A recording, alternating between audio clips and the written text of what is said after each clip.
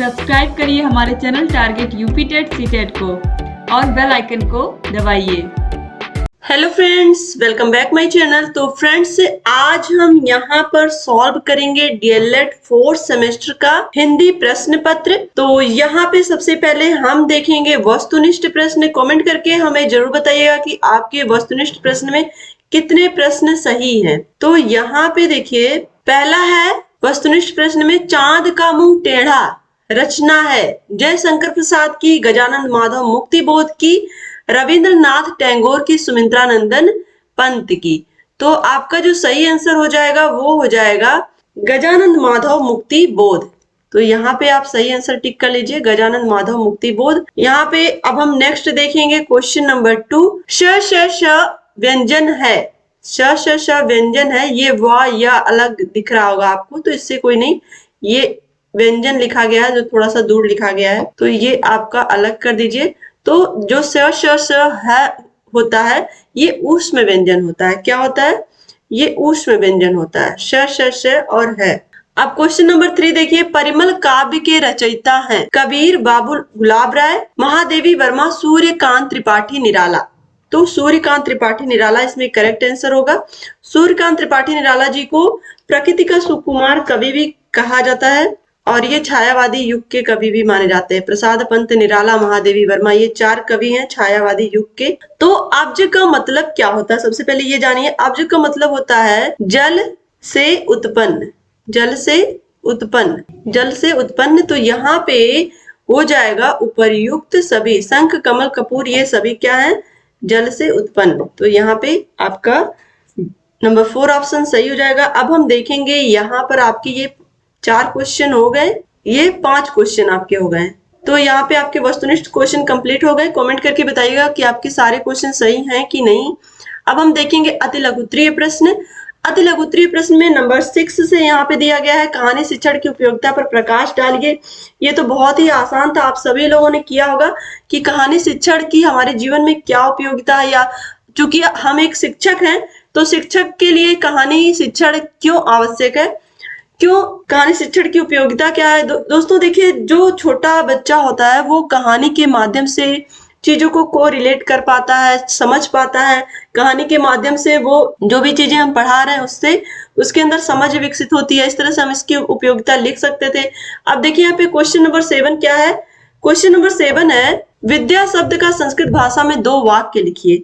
अब यहाँ पे देखिए, विद्या शब्द से हमें संस्कृत में 2 वाक्य लिखने हैं।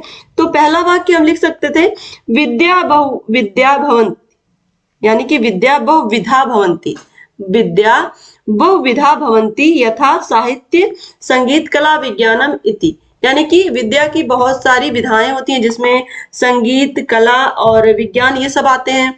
और दूसरा हम लिख सकते थे, विद्यातु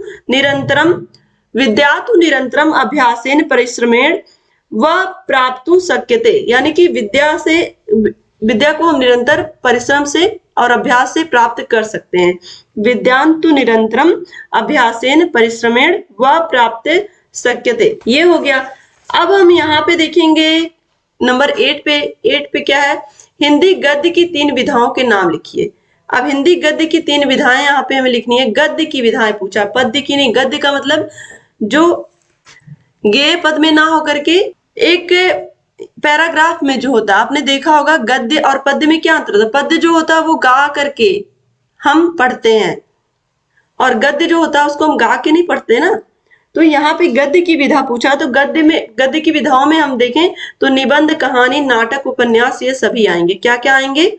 निबंध, कहानी, नाटक और उपन्यास। ये यहाँ पे 3 विधाएं केवल पूछा है, हमने 4 लिख दिया है, कोई नहीं।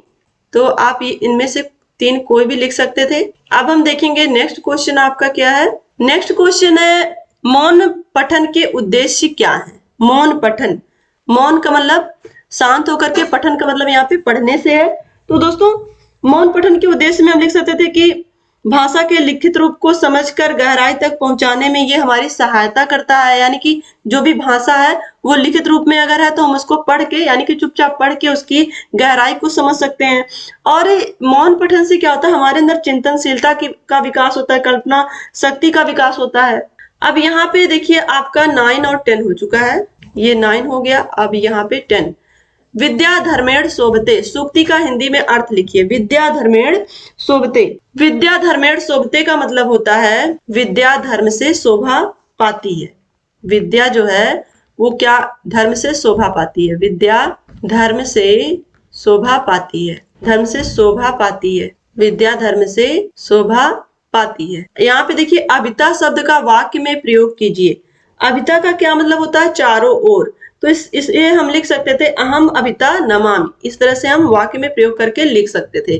तो यहाँ पे आपका 11 भी हो गया। अब यहाँ पे बचे हैं केवल लघु उत्तरीय प्रश्न। लघु उत्तरीय प्रश्न में महादेवी वर्मा का साहित्यिक परिचय लिखिए। अब देखिए यहाँ पे ये आपका 2 नंबर का क्वेश्चन है, तो यहाँ पे उनका केवल साहित्यिक परिचय ना लिख करके हमें उनके जीवन के बारे में थोड़ा सा लिखना होगा कि जो महादेवी वर्मा का जो जन्म हुआ था वो फर्रुखाबाद उत्तर प्रदेश में 1907 में हुआ था, और ये छायावादी कवियों में इनका नाम गिना जाता है। प्रसाद पंत निराला महादेवी वर्मा, मैंने आपको अभी भी बताया, तो ये छायावादी कवियों में गिनी जाती हैं, और आधुनिक युग की इनको मीरा कहा जाता है। ये सब इनके मुख्य पॉइंट है। इसके अलावा अगर इनकी रचनाओं की बात करें तो निहार, नीरजा, शांति गीत, रश्मि, ये इनकी प्रमुख रचनाएं हैं। अब यहाँ पे आपका 12 नंबर का क्वेश्चन हो गया। अब 12 नंबर के बाद हम देखेंगे यहाँ पे 13, जीवनी एवं आत्मकथा में अंतर स्पष्ट कीजिए। दोस्तों बहुत ही आसान है, जीवनी और आत्मकथा। जो जीवनी होती है उसमें किसी के बारे में हम लिख सकते हैं, मतलब किसी के जीवन के बारे में जीवनी जो होती है वो जो लेखक होता है वो किसी दूसरे के बारे में लिखता है, उसके जीवन चरित्र के बारे में लिखता है। लेकिन जो आत्मकथा होती है वो लेखक स्वयं के बारे में लिखता है। और जो जीवनी होती है वो क्या होती है, किसी के बारे में एक्यूरेट जो भी पता होता, वो कोई जरूरी नहीं कि वो बिल्कुल एक्यूरेट हो, यानी कि बिल्कुल सटीक हो, लेकिन उसके बारे में जो जीवनी हम लिख रहे हैं। लेकिन जो आत्मकथा होती है, चूंकि आत्मकथा जो लेखक वो स्वयं अपने बारे में लिख रहा है, यानी कि वो जो उसकी निजी जीवन से संबंधित घटना है उसके बारे में भी वो आत्मकथा में लिखेगा। तो ये अंतर होता है जीवनी और आत्मकथा में। एक को कहते हैं बायोग्राफी, एक को कहते हैं ऑटोबायोग्राफी। बायोग्राफी मतलब जीवनी और ऑटोबायोग्राफी मतलब होता है आत्मकथा। तो ये अंतर होता है दोनों में। अब दोस्तों यहाँ पे हम देखेंगे नंबर 14 है। 14 क्या कह रहा है, छात्रों के लिए समाचार पत्र का नित्य पठन क्यों आवश्यक है। ये तो आप बड़े ही आसानी से लिख सकते हैं कि क्योंकि अभी आप यहाँ पे विद्यार्थी जीवन भी जी रहे हैं और एक शिक्षक, क्योंकि अभी आप ये नहीं आप कह सकते कि अभी तो आप एक प्रशिक्षु है ना, तो आपको तो यहाँ पे विद्यार्थी जीवन के बारे में भी पता होगा, और एक शिक्षक, चूंकि आप एक शिक्षक की ट्रेनिंग ले रहे हैं तो आपको शिक्षक के बारे में भी पता है। तो छात्रों के लिए समाचार पत्र पढ़ना क्यों आवश्यक है, यहाँ पे लिखा गया रोज पढ़ना क्यों आवश्यक है, आप लिख सकते हैं। अब यहाँ पे देखिए क्वेश्चन नंबर 15 है। क्वेश्चन नंबर 15 क्या कह रहा है, क्वेश्चन नंबर 14 हो गया, 15 है अछीड़ो वृत्ततः छीड़ो वृत्तस्तु हतो हता। तो यहाँ पे इसका क्या करना है, श्लोकांश का हिंदी में भावार्थ लिखना है। तो इसका हमें भावार्थ लिखना है, यानी कि अर्थ लिखना है, समझिए। तो मनुष्य धन से छीड़ होने पर भी नष्ट नहीं होता है, लेकिन अगर वो चरित्र से छीड़ हो गया तो वो पूरी तरह से नष्ट हो जाता है, यानी कि चरित्र ज्यादा महत्वपूर्ण हो जाता है। यानी कि अगर किसी का धन चला गया तो कुछ नहीं गया, लेकिन अगर चरित्र चला गया तो सब कुछ चला गया। अब यहाँ पे हम देखेंगे क्वेश्चन नंबर 16, विद्यालय की तरफ से शैक्षिक भ्रमण पर जाने के लिए अपने पिता के पास पत्र लिखना है। ये तो आप लिखे ही होंगे। अब यहाँ पे क्वेश्चन नंबर 17 है कंदुकम और मिष्ठानम शब्दों का प्रयोग करते हुए एक एक वाक्य बनाइए। तो कंदुकम का मतलब होता है गेंद और मिष्ठानम का मतलब आपको बताइए मिठाई, दोनों से संबंधित एक एक वाक्य बना के आपको लिखना था। अब यहाँ पे आपका ये 17 हो गया, और 18 हम देखेंगे। 17 के बाद 18 है, यहाँ पे संस्कृत ध्वनियां कितने प्रकार की होती हैं। दोस्तों यहाँ पे देखिए संस्कृत ध्वनियों की बात कर रहा है, तो ध्वनियों का मतलब क्या है, यहाँ पे ध्वनि का मतलब यहाँ चूंकि संस्कृत में पूछ रहा है तो संस्कृत में स्वर और व्यंजन, तो संस्कृत में जो स्वर होता है उसको कहते हैं अच, अच, और जो व्यंजन होता है उसको कहते हैं हल। तो यहाँ पे ये दो ध्वनियां अच और हल, तो इसमें आपको जो अच है वो कितने हैं, 9 है, और जो हल है वो 33 है।